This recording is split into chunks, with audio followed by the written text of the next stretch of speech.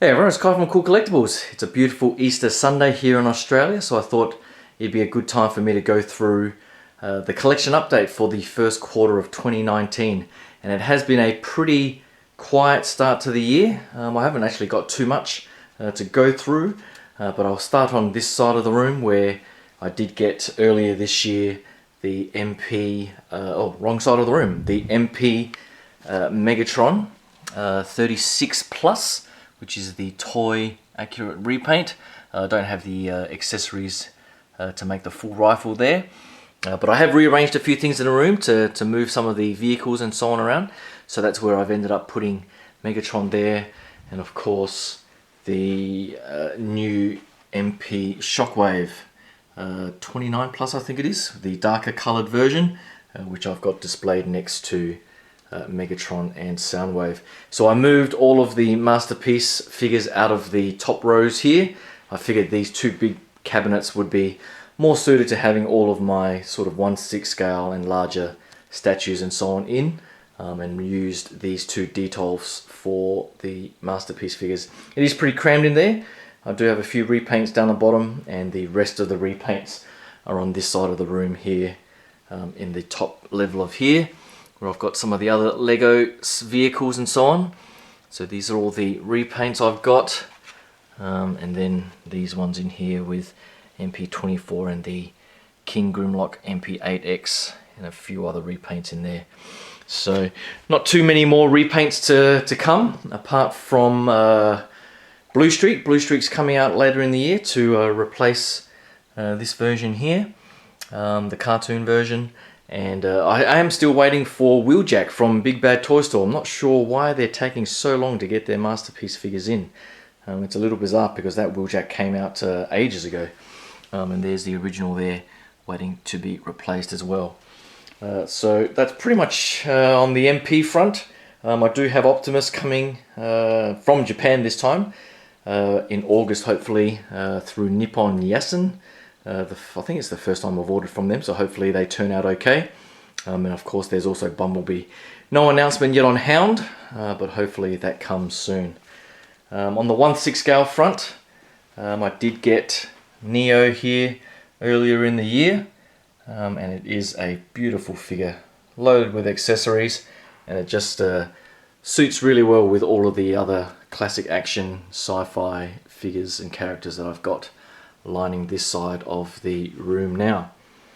And the only other 1/6 scale figure that I got was the Emperor, who's sitting here, and of course he was just teased in the new episode 9 trailer with that laugh at the end, so we'll see how that pans out.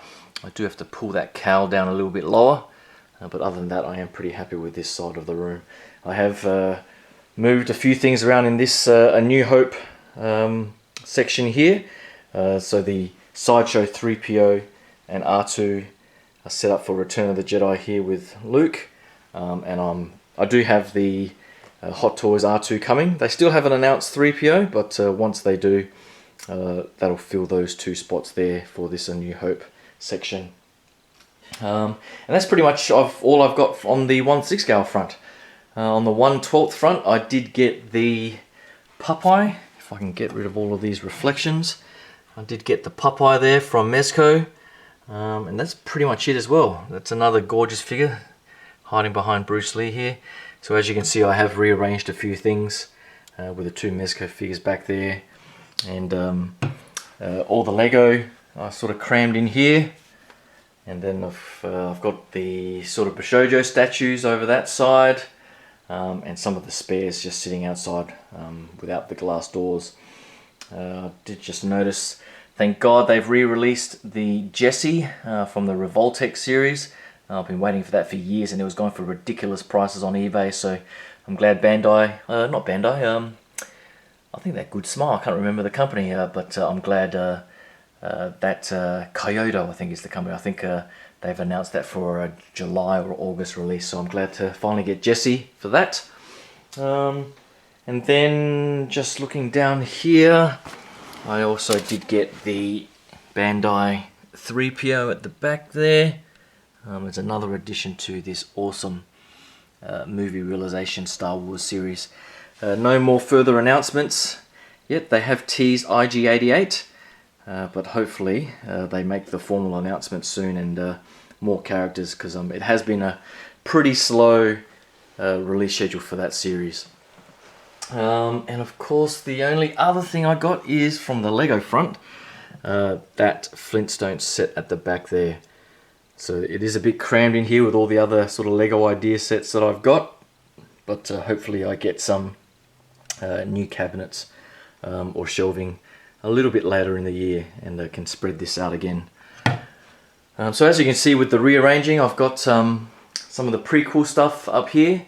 I do have Obi-Wan coming to stand next to Anakin here.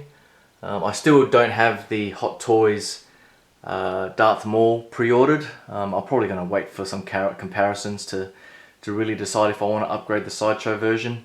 Otherwise I'm happy enough with that Sideshow version. I've moved all the Bulls figures here with Rodman, Jordan and Pippin on this side.